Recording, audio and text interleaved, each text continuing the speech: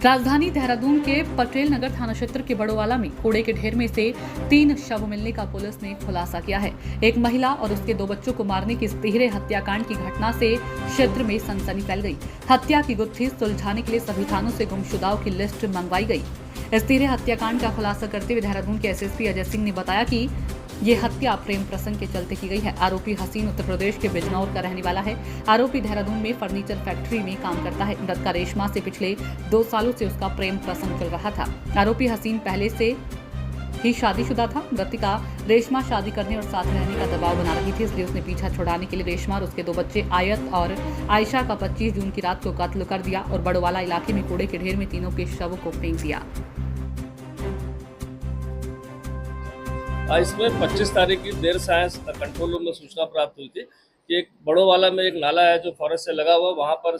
कुछ स्मेल सी आ रही है फाउल सी। इस सूचना पर पुलिस टीम पहुंची थी और वहाँ पर जब सर्च किया तो देखा वहाँ पर 2 डेड बॉडी मिली थी और चूंकि देर साय का वक्त था, 2 डेड बॉडी को रिकवर करके मॉर्चरी भिजवा दिया गया था और घटनास्थल को सुरक्षित रखते हुए जो अगले दिन प्रातः वहाँ सर्च ऑपरेशन किया गया और फोरेंसिक की टीम और डॉग स्क्वाड को बुलाया गया तो वहां पर एक बॉडी और महिला की रिकवर हुई थी जो कूड़े के अंदर दबा के रखी गई थी। काफी सारा कूड़े का ढेर था वहां पर दबा के रखी गई थी और इसके बाद यह घटनास्थल के निरीक्षण और जो वहां से कपड़े और अन्य सामान जो बरामद हुआ था उससे स्पष्ट हो रहा था कि ये फैमिली एक ही फैमिली है और इसमें जो बच्चे हैं और जो मदर है वो कहीं ना कहीं एक ही परिवार से जुड़े हुए हैं और इनको कहीं ना कहीं हत्या करके या इस तरह करके डंप किया गया है। चूंकि घटना बहुत ही अति संवेदनशील थी, हर जगह इसमें हमने गुमशुदगी के लिए पूरे प्रयास किए कि कहीं गुमशुदगी पूरे हमारे जनपद में कहीं लिखी हो इस तरह की। आसपास के सरहदी जनपदों में खासकर जो हमारे वेस्टर्न यूपी के सब जगह हमारी ज़्यादा टीम व्यक्तिगत रूप से भेजी गई, लेकिन कहीं भी कोई इस तरह की गुमशुदगी जो मैच कर रही हो, जिसमें गुमशुदगी काफ़ी थी, महिलाओं की थी, बच्चों की थी, लेकिन कोई ऐसा मैच नहीं हो रहा था जो इस उम्र से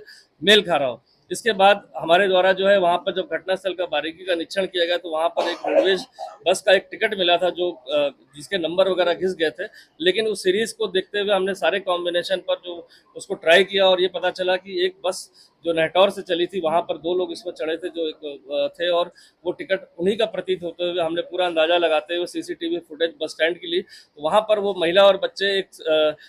संदिग्ध मोटरसाइकिल पर बैठ के जाते दिखाई दिए रात्रि में 10:30 बजे के करीब। जो उससे ऐसा क्लियर हो गया था कि इनको कहीं ना कहीं कोई मोटरसाइकिल पर बैठा के ले गया।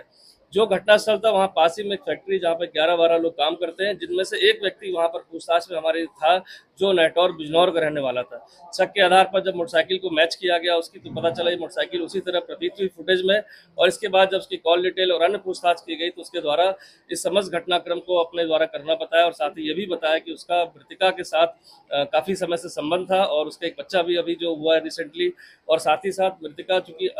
विडो है, उसने तलाक दे रखा है, वो बार बार उससे जिद कर रही थी देहरादून में अपने साथ रखने के लिए और साथ ही साथ खर्चे के लिए पैसे भी मांग रही थी, जिससे परेशान होकर वो काफ़ी परेशान था। जिसमें जो मुल्जिम का नाम इसमें हसीन आया जो रहने वाला नेहटौर का ही है और जब मृतिका अपने बच्चों के साथ बस से पहुंची तो उसके दिमाग में था कि ये जो घटनास्थल है वहाँ पर सुनसान रहता है, 7-7:30 बजे के बाद वहाँ कोई एक्टिविटी नहीं रहती है। एक नाला है जहाँ पर बरसाती नाला है जो बरसात में बहता है तो उसको लग रहा था डेड बॉडी को अगर यहाँ छिपा देते हैं तो बरसात में वो कहीं ना कहीं बॉडी बह जाएगी और पता नहीं चलेगा। तो देर रात्रि उसको वहां बुलाकर जब वो मोटरसाइकिल से लेकर आया तो उसने मृतिका को बहाने से उसका गला दबा दिया और साथ ही 2 बच्चों का भी सोते में गला दबा के और समस्त घटनाक्रम को छुपाने के लिए उसके सामान को विभिन्न जगहों पर जंगलों में फेंका, आए मैं कूड़े में दबा दिया। साथ ही साथ बॉडी भी इस तरह से दबा दी गई अंदर और ऊपर फोम रख दिया गया जिससे कि बॉडी की स्मेल ना आए और बॉडी जल्दी गल जाए गर्मी के कारण। और समस्त चीज़ों को करने के बाद वो अपने घर चला गया। मृतिका का मोबाइल उसने अपने पास छुपा कर रख लिया था जो उसके निशानदेही पर बरामद कर लिया गया। तो समस्त घटनाक्रम में जो इसमें हसीन नाम का जो अभियुक्त है उसकी गिरफ्तारी कर ली गई है। इसमें मुकदमा धारा 302 में पुलिस द्वारा दर्ज कर लिया गया है। साथ ही साथ जो साक्ष्य मिले सीसीटीवी फुटेज उनसे भी अब टैली हो गया है कि इसके द्वारा ही मृतका और उसके परिजन को बैठाकर परिवार को और इस तरह ले जाकर सुनसान जगह पर ले जाकर उसकी गला दबा कर हत्या करने के बाद सभी साक्ष्यों को मिटा दिया गया।